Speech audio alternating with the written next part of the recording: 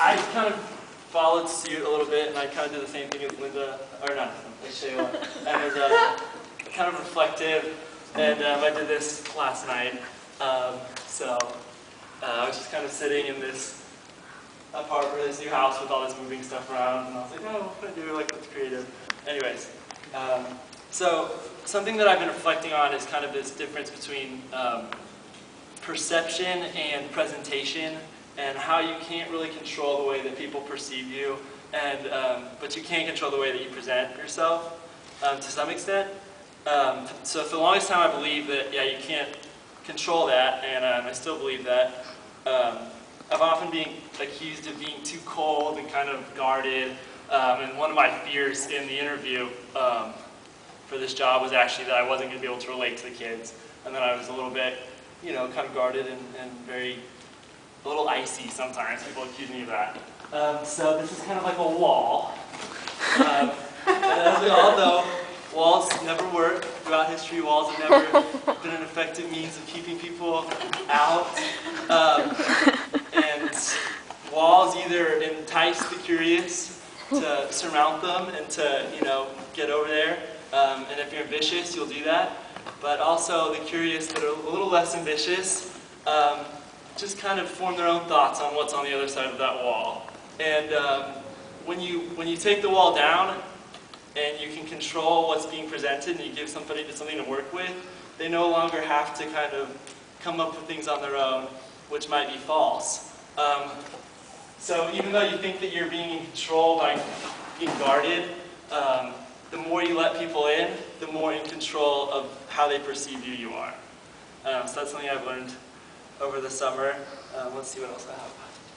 So after teaching a room full of 6th graders, I've definitely learned that, you know, some of them are a little less ambitious, or during the summer, you know, they're not quite up for surmounting the wall, and they come up with their own ideas. So to let your walls down is to control how you're perceived, because you are in even more control of how you're presented. And just as a side note, I'm kind of structuring this presentation according to areas of growth that I've been given, and some notes that I've been given on my areas of growth, or things that I can grow on. So along the same lines, well, this is a little bit silly.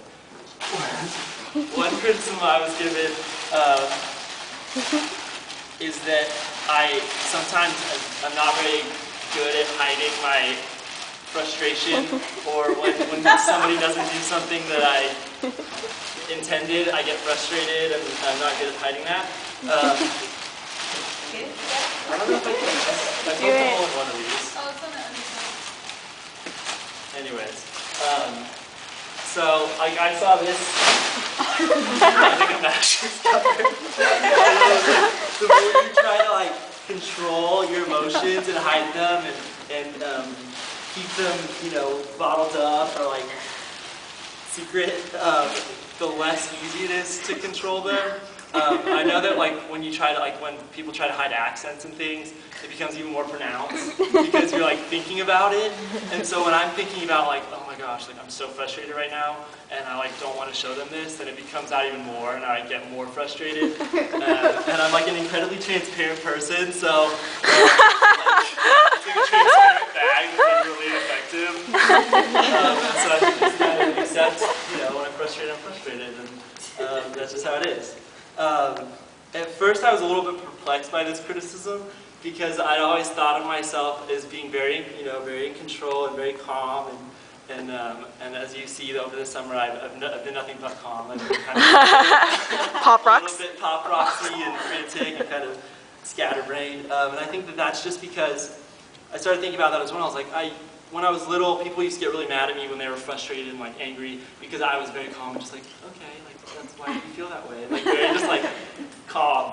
And over the summer, I have noticed that I've gotten a little frustrated, and I was why is it the reason that I didn't get frustrated when I was a kid and people were, you know, worked up is because I didn't care. But the reason that I think I get frustrated with these kids is because I really do care about their success and their future. And when you care about something, it's a lot harder to, you know, hide your emotions. And I don't think that this is the first time that I've ever really cared about something other than myself, and I've ever been in a position where people have really depended on me I'm in college, I live by myself, I don't really care, like there's nobody that needs me for anything.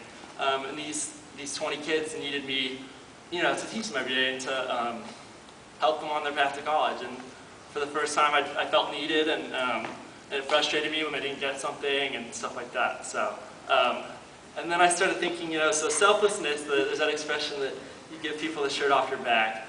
And so right when you take the shirt off your back, you first feel shirtless and kind of raw and kind of, and you're exposed, and you took your shirt off and you gave up yourself to someone else. And so, but then after that you feel good. But yeah, you feel shirtless and then selfless. And that's kind of where I'm at right now, is I'm starting to feel less raw and more like, okay, like maybe I did do something this summer and maybe I have impacted them in some way. And then the last thing, as I mentioned, I structured this with areas of growth. And behind every delta is, this is like a sorority, but behind every delta, there's an action plan. And my action plan is to be me and to go into the world. And when I say that I want to be a lawyer, I don't want to be an ambulance chaser. I think that as a lawyer, I'd like to impact the world on more of a larger scale. And I don't think that teaching is probably going to be the way that I do that. And it's going to be something with law, maybe nonprofit, something.